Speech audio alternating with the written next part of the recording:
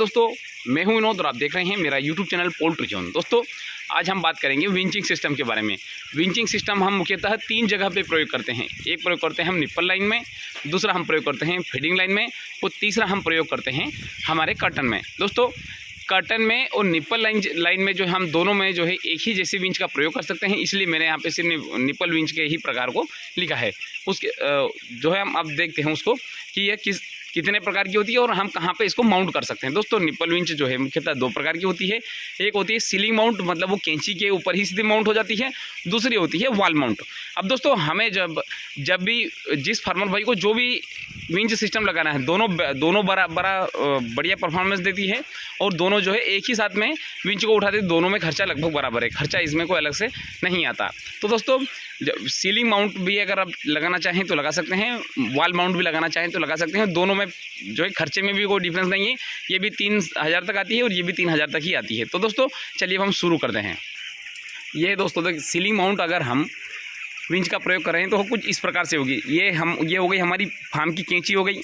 और हमें जब भी सीलिंग माउंट विंच का प्रयोग करना है तो इस प्रकार से करना है कि एक ही पाइप के ऊपर नहीं आए। देखिए, यहाँ पे मैंने जो अलग अलग लिखा है, ये हमारा कैंची का पाइप हो गया, ये भी हमारा कैंची का पाइप हो गया, ये भी हमारा कैंची का पाइप हो गया और ये हमारी मान लीजिए 3 लाइन है। तो दोस्तों, मैंने इसको किस प्रकार से किया है, एक निप्पल लाइन को दूसरे कैंची पे किया है, उसके जस्ट के बाद में दूसरी निप्पल लाइन को किया और उसके बाद में जो है मैंने तीसरी लाइन को किया है। दोस्तों, इस प्रकार से आप करोगे तो एक पाइप के ऊपर कभी भी लोड नहीं आएगा, जिससे हमारे फार्म के टिल्ट होने की संभावना बिल्कुल 0 रहेगी। क्योंकि एक ही जगह पे अगर ज़्यादा लोड आएगा, क्योंकि अब हमने तो जो है उसको समान रूप से बनाया है, किंतु एक के ऊपर अगर ज़्यादा लोड डालेंगे तो स्वाभाविक सी बात है वहाँ पे झुकना या फिर और भी कोई एक्सीडेंटल चांसेस हो सकते हैं। दोस्तों, इसलिए जो है निप्पल विंचिंग सिस्टम को जो है अगर आप जो है सीलिंग विंच का प्रयोग कर रहे हैं तो इसको जो है इस प्रकार से ही आप इंस्टॉलेशन करें। अब दूसरे हम इस पे आते हैं वॉल माउंट।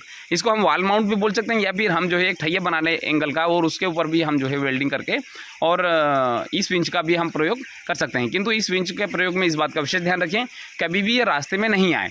मान लीजिए कि यहाँ पे अगर आप विंच लगा रहे हैं तो यहाँ से कभी भी गेट नहीं होना चाहिए, क्योंकि क्या होगा कि इसके रोप वायर जो है बिल्कुल नीचे से जाएंगे। अब नीचे जाएंगे तो अब यहाँ से आपको जो निकलने में बार बार समस्या आएगी। तो इस बात का ध्यान रखें कि विंच का प्रयोग जहाँ भी करें तो वहाँ पे जो है आने जाने का रास्ता नहीं हो, क्योंकि इसका रोप वायर बिल्कुल पतला आता है, दिखता नहीं है और वहाँ पे जो है आदमी के गिरने के चांसेस रहेंगे। क्योंकि नया आदमी अगर फार्म में जाएगा तो या फिर दाना लेके भी जाएगा तो वहाँ पे दिक्कत आएगी। तो ये तो हो गया आपकी यहाँ पे कहाँ पे आपको प्रयोग करना है। दोस्तों, ये मान लीजिए आपकी 3 लाइन निप्पल की होगी, यहाँ पे 4 भी हो सकती है, यहाँ पे 5 भी हो सकती है। मैंने सिर्फ जो है समझाने के लिए यहाँ पे आपको 3 लिखा है और यहाँ पे आपको जो है विंच का प्रयोग करना है। तो इससे जो है निप्पल लाइन को उठाने में आसानी रहेगी और एफर्ट भी कम लगेगा। अगर मान लीजिए आपको ये जो यहाँ तक जो है निप्पल लाइन खत्म हो रही, तो आपको अगर यहीं पे अगर आप विंचिंग सिस्टम अगर लगा दोगे तो यहाँ से जो है निप्पल लाइन के ऊपर के अलावा आपकी कैंची के ऊपर भी बहुत ज़्यादा प्रेशर पड़ेगा और आपको उठाने में समस्या आएगी।